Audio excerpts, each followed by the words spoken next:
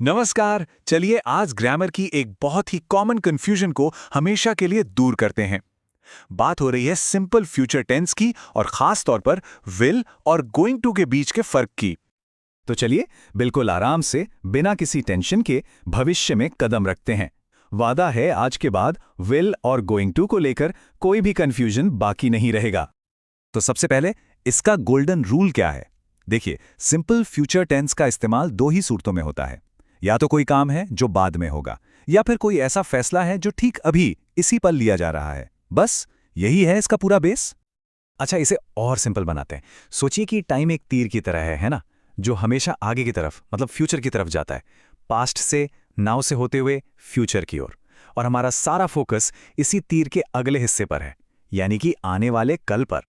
या फिर इसे एक रोड ट्रिप की तरह भी सोच सकते हैं। आज हम जहां हैं वो है हमारा टुडे। फिर हमने एक प्लान बनाया, एक डेस्टिनेशन तय की, और वो डेस्टिनेशन ही हमारा फ्यूचर है। जैसे कोई कहता है I am going to start my own business, तो ये क्या है? ये एक पहले से तय की हुई मंजिल ही तो है। चलिए अब आते हैं मेन मुद्दे पर, वो जगह जहां अक्सर लोग अटक जाते हैं। भविष्य के बारे में बात करने के ना दो रास्ते हैं, और सारी कंफ्यूजन की जड़ भी यही है। पर फिक्र मत कीजिए, हम इसे मिलकर सुलझा लेंगे। तो सवाल बड़ा सीधा सा है, आखिर इन दोनों में फर्क क्या है? कब विल बोलना है और कब गोइंग टू का इस्तेमाल करना है? सुनने में ये बहुत छोटा सवाल लगता है, लेकिन इसका जवाब आपकी इंग्लिश को बहुत सुधार सकता है। तो सबसे पहले जरा इनका स्ट्रक्चर देख लेते हैं कि ये बनते कैसे हैं। देखिए, विल का फॉर्मूला बड़ा सिंपल है, subject plus will plus verb की फर्स्ट फॉर्म। और गोइंग टू के लिए सब्जेक्ट के साथ एम, इज या आर, फिर गोइंग टू और वर्ब की फर्स्ट फॉर्म। स्ट्रक्चर तो आसान है, असली खेल तो इनके इस्तेमाल का है। तो चलिए अब उस लॉजिक को समझते हैं जो सारी कंफ्यूजन को खत्म कर देगा। देखिए, सारा खेल सिर्फ एक चीज पर टिका है, फैसला कब लिया गया, अभी अभी या पहले से। सिंपल है, विल का इस्तेमाल तब होता है जब फैसला ठीक अभी इसी वक्त लिया गया हो, कोई इंस्टेंट डिसीजन हो या कोई वादा। वहीं दूसरी तरफ गोइंग टू का इस्तेमाल तब होता है जब प्लान पहले से बना हुआ हो, एक तैयारी के साथ। इस एग्जाम्पल से सब कुछ क्रिस्टल क्लियर हो जाएगा। देखिए, जब कोई कहता है आई विल स्टडी टुनाइट, इसका क्या मतलब हुआ? इसका मतलब है कि यह फैसला उसने अभी अभी लिया है। पर अगर कोई कहता है I am going to study tonight, तो इसका मतलब है कि यह तो उसका पहले से बना हुआ प्लान था।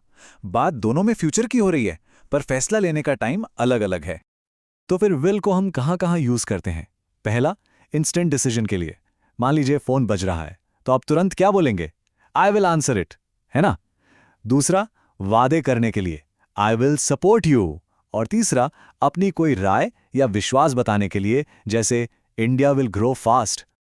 ठीक है, थ्योरी तो बहुत हो गई। अब देखते हैं कि रियल लाइफ में, असल दुनिया में ये सब कैसे काम करता है, क्योंकि असली सीख तो एप्लीकेशन से ही मिलती है। सोचिए, आप एक इंटरव्यू में हैं, वहां आप वादा करते हुए कह सकते हैं I will contribute to the company's growth. लेकिन अगर आप अपने गोल्स की बात कर रहे हैं जो आपने पहले से सोच रखे हैं, तो आप कहेंगे I am going to build my own firm. और रोज की बातचीत में, मान लीजिए मूवी का प्लान बना है, तो क्या कहेंगे? We are going to watch a movie tonight. चलो अब एक छोटा सा क्विज हो जाए। तैयार? सिचुएशन नंबर 1, फोन की घंटी बज रही है, तो कहा जाएगा आई डैश आंसर इट। खाली जगह में क्या आएगा, विल या एम गोइंग टू? सोचिए, फैसला कब लिया गया? ओके, दूसरा सवाल, प्लान पहले से तय है, सेंटेंस है I dash start a YouTube channel next month. तो यहां विल लगेगा या एम गोइंग टू? हिंट ये है कि ये एक प्री प्लान्ड एक्शन है। और ये रहा फाइनल सवाल, किसी से एक वादा किया जा रहा है, तो क्या कहेंगे? I dash help you, will या एम गोइंग टू? चलो अब फटाफट आंसर्स देख लेते हैं। पहले में आएगा विल, क्योंकि वो एक इंस्टेंट डिसीजन था। दूसरे में आएगा एम गोइंग टू, क्योंकि वो एक पहले से बना हुआ प्लान था। और तीसरे में फिर से विल, क्योंकि वो एक वादा था। मुझे यकीन है कि सबके जवाब सही होंगे।